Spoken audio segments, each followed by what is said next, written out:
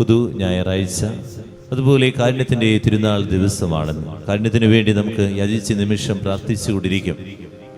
Thomas ലീഹ യേശു വന്നപ്പോൾ അവിടെ ഉണ്ടായിരുന്നു. വാശി പിടിച്ച് കരഞ്ഞപ്പോൾ എനിക്ക് അവൻ്റെ മുറിവുകൾ തൊടണം എന്നുള്ള ആ വാശി കാരുണ്യം ഒഴുകാൻ ഇടയാക്കി. ഇത് തന്നെയാണ് നമുക്ക് വേണ്ടത്. പാപത്തിൻ്റെ അവസ്ഥയിൽ ഒരു തുള്ളി കണ്ണുനീര് ഒഴുക്കിയാൽ മതി, ദൈവം കാരുണ്യം ചൊരിയുമെന്നുള്ളതാണ്. എനിക്ക് എൻ്റെ ദൈവത്തിൻ്റെ കാരുണ്യം വേണമെന്ന് ചൊരിഞ്ഞ് പ്രാർത്ഥിച്ചു കഴിഞ്ഞാൽ കർത്താവിൻ്റെ കാരുണ്യം നമ്മിലേക്ക് ഒഴുകിയിറങ്ങുന്ന ദിവസമാണ്. ദൈവം കാരുണ്യവാനാണ് എന്നുള്ള. അതുകൊണ്ടാണ് പാപിനിയായ സ്ത്രീയോട് ജനക്കൂട്ടം വിധിക്കാൻ കൊണ്ടുവന്നു കഴിഞ്ഞപ്പോൾ അവളോട് പറഞ്ഞത്, ഞാൻ നിന്നെ വിധിക്കുന്നില്ല, മേലിൽ പാപം ചെയ്യരുത്, മേലിൽ പാപം ചെയ്യരുത് പറഞ്ഞ് അവളെ ആശ്വസിപ്പിടുകയാണ്. ഇതാണ് ദൈവസന്നിധിയിൽ വരുന്നവന് കിട്ടുന്നത് കാരുണ്യത്തിൻ്റെ ആശ്വാസം. എൻ്റെ അരികിൽ വരുന്നവർക്കും എനിക്കത് കൊടുക്കാൻ പറ്റുന്നുണ്ട്, കാരുണ്യത്തിൻ്റെ ആശ്വാസം. വേദനിച്ച് വരുന്നവർക്ക്, തോറ്റുവരുന്ന ഭർത്താവിന്, അതുപോലെ തോറ്റുവരുന്ന എൻ്റെ മക്കൾക്ക്, അതുപോലെ തോറ്റുവരുന്ന എൻ്റെ കുടുംബത്തിലുള്ളവർക്ക് കാരുണ്യം കൊടുക്കാൻ എനിക്ക് പറ്റുന്നുണ്ടോ?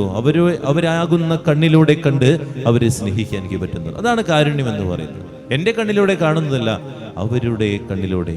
അവൻ ആ സാഹചര്യത്തിൽ ചെയ്തു പോയി, ക്ഷമിച്ചുകൊണ്ട് അവരെ അന്ന് ചേർത്ത് പിടിക്കാൻ, കെട്ടിപ്പിടിക്കുക എന്നുള്ളതാണ് കാരുണ്യം എന്ന് പറയുന്നത്. അത് നമുക്കില്ല. നമ്മളൊക്കെ വിധികർത്താക്കളാകാനല്ല, കാരുണ്യമുള്ളവനായിട്ട് മാറാനാണ് നമ്മുടെ ജീവിതത്തിൽ ഏറ്റവും വലിയ കാര്യം. അതിനു വേണ്ടിയ കർത്താവ് നമ്മൾ വിളിക്കുന്നത്. അതെനിക്ക് പറ്റുന്നുണ്ടോ എന്നുള്ളതാ. വിധികർത്താക്കളാകാൻ ആർക്കും പറ്റും. ജഡ്ജാകേണ്ട അമ്മ, ജഡ്ജാകേണ്ട അപ്പൻ, ജഡ്ജാകേണ്ട മക്കള്, ജഡ്ജാകരുത് അമ്മായിമ്മയും അതുപോലെ അമ്മായിപ്പനും. നിങ്ങൾ ജഡ്ജൊന്നും ആകേണ്ട ആവശ്യമില്ല. അവിടെ വേണ്ടത് കാരുണ്യത്തിന്റെ അപ്പൻ, കാരുണ്യത്തിന്റെ അമ്മ. കാരുണ്യം ചൊരിയുന്ന ഒരു അപ്പനും അമ്മയും ഭർത്താവും ഭാര്യയും ഉണ്ടെങ്കിൽ നമ്മൾ മരിക്കുമ്പോൾ അറിയാതെ തന്നെ എൻ്റെ സഹോദരങ്ങളുടെ കണ്ണിൽ നിന്ന് കണ്ണുനീര് ഒഴുകും. അല്ലെങ്കിൽ മരിച്ചു കിടക്കുമ്പോൾ പറയും, സന്തോഷായിട്ടോ, പോയത് നന്നായി, ഒരു ആശ്വാസമായി എന്ന് മക്കള് കൈകൂപ്പി പിടിച്ച് ആ ഡെഡ് ബോഡിയുടെ മുമ്പിൽ നിന്ന് പറയും. അവർ ജഡ്ജ് ചെയ്യും.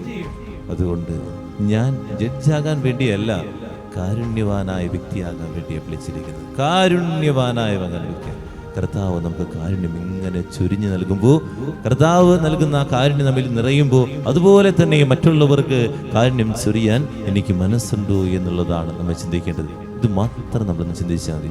ഒരു കാരുണ്യവാനായ വ്യക്തി. ഇന്ന ദിവസം നമ്മൾ നമ്മുടെ വീട്ടിൽ ചെല്ലുമ്പോൾ, അല്ലെങ്കിൽ നമ്മുടെ അയൽവക്കക്കാരോട് കാരുണ്യത്തിൻ്റെ ഒരു പ്രവൃത്തി ചെയ്യുക. കൂടെയുള്ളവർക്ക് കാരുണ്യത്തിൻ്റെ ഒരു പ്രവൃത്തി ചെയ്യുക. കാരുണ്യത്തിൻ്റെ വാക്താക്കളാകാൻ നമുക്ക് സാധിക്കട്ടെ. മറ്റൊന്നും നമ്മൾ ചിന്തിക്കേണ്ട. കരുണയുള്ള ഒരു വ്യക്തിയായി കഴിഞ്ഞാൽ നിന്നെ ഈ ലോകം ഓർക്കും, ദൈവം നിന്നെ ഇഷ്ടപ്പെടും. പ്രാർത്ഥിക്കാം.